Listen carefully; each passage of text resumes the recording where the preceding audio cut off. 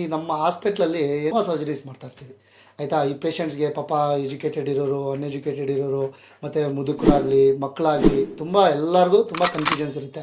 ಏನು ಓ ಟಿಗೆ ಹೋಗೋಕ್ಕಿಂತ ಮುಂಚೆ ಇದೇನು ನೀರು ಕುಡಿಬೇಕಾ, ಊಟ ತಿನ್ನಬೇಕಾ, ಏನು ಮಾಡಬೇಕು, ತುಂಬ ಕನ್ಫ್ಯೂಷನ್ಸಲ್ಲಿ ದಿನ ಕೇಳ್ತಾನೆ ಇರ್ತಾರೆ. ಆ್ಯಕ್ಚುಲಿ ಹೇಳ್ಬೇಕಂದ್ರೆ ಇದನ್ನು ಯಾರಿಗೇ ಆಗಲಿ ಅರ್ಥ ಆಯ್ತಾ, ಏನೇ ಮೇಜರ್ ಸರ್ಜರಿಲಿ ಯಾವುದೇ ಸರ್ಜರಿ ಇರಲಿ, ನೀವೇನಾದರೂ ಅನಸ್ಥೀಸಿಯಾ ಅಂಡರ್ ಹೋಗ್ತಿದೆ ಅಂತಂದರೆ ಭಯ ಪಡೋವಂಥದ್ದು ಏನಿರಲ್ಲ.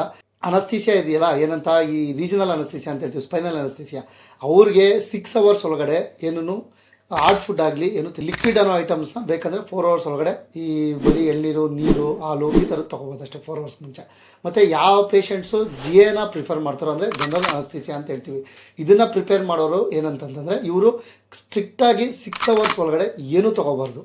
ಇದನ್ನು ಯಾಕೆ ಹೇಳ್ತಿದ್ದೀನಿ ಅಂತಂತಂದರೆ ತುಂಬ ಪೇಷಂಟ್ಸ್ ಬರ್ತಾರೆ, ಅರ್ಥ ಆಯ್ತಾ, ಅಯ್ಯೋ ಸರ್ ನಾನು ಈಗಲೇ ಇದು 1 hour ಆಗಿದೆ, 2 hour ಆಗಿದೆ, ನಾನು ಸರ್ಜರಿ ಮಾಡಿಬಿಡಿ, ನಂಗೆ ಅರ್ಜೆಂಟ್ ಇದೆ, ನಾನು ಮನೆಗೆ ಹೋಗ್ಬೇಕು, ಮತ್ತು ಈ ಮತ್ತೆ ಅವರು ಈ ಥರ ಹೇಳ್ಬಿಟ್ಟು ಮತ್ತೆ ಜನರಲ್ ಅನಸ್ಥೀಸಿಯಾ ಬೇಕು ಅಂತಾರೆ. ಹೆಂಗೆ ಕೊಡೋಕ್ಕಾಗುತ್ತೆ? ಕೊಡೋಕ್ಕಾಗಲ್ಲ. ಏನಕ್ಕೆ ಅಂದರೆ ಎಂಟೈರ್ ರೆಸ್ಪಾನ್ಸಿಬಿಲಿಟಿ ಡಾಕ್ಟ್ರ್ ಮೇಲೆ ಇರುತ್ತೆ. 4 hours ಮುಂಚೆ 6 hours ಮುಂಚೆ ಊಟ ತೊಗೊಂಬಿಟ್ಟು ನಂಗೆ ಸರ್ಜರಿ ಮಾಡಿ ಅಂತಂದರೆ ದಯವಿಟ್ಟು ಮಾಡೋಕ್ಕಾಗಲ್ಲ.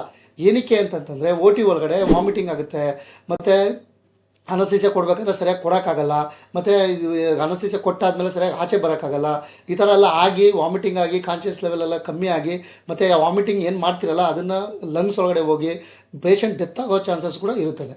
ಅರ್ಥ ಆಯ್ತಾ. ಅದಕ್ಕೆ ಹೇಳೋದು, ಯಾವುದೇ ಡಾಕ್ಟ್ರ್ ಆಗಲಿ ಈ ಓ ಟಿಗಿಂತ ಮುಂಚೆ ಏನು ನಿಮಗೆ ಈ ಊಟದ ಬಗ್ಗೆ ಪ್ರಿಕಾಷನ್ಸ್ ಹೇಳ್ತಾರೋ ದಯವಿಟ್ಟು ನೀವು ಅದನ್ನು ಫಾಲೋ ಮಾಡಬೇಕಾಗುತ್ತೆ.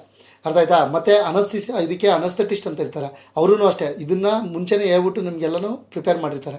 ಇದನ್ನು ನೀವು ದಯವಿಟ್ಟು ಕೇಳಿ, ಇದರಲ್ಲಿ ಏನೂ ಕನ್ಫ್ಯೂಷನ್ಸ್ ಇಲ್ಲ ಆಯಿತಾ. ಯಾವುದೇ ಪೇಷಂಟ್ ಆಗಲಿ ಸರ್ಜರಿಗೆ ಹೋಗಬೇಕು ಅಂತಂದರೆ 6 hours ಮುಂಚೆ ನೀವು ಏನೂ ಊಟ ಮಾಡೋಂಗಿಲ್ಲ.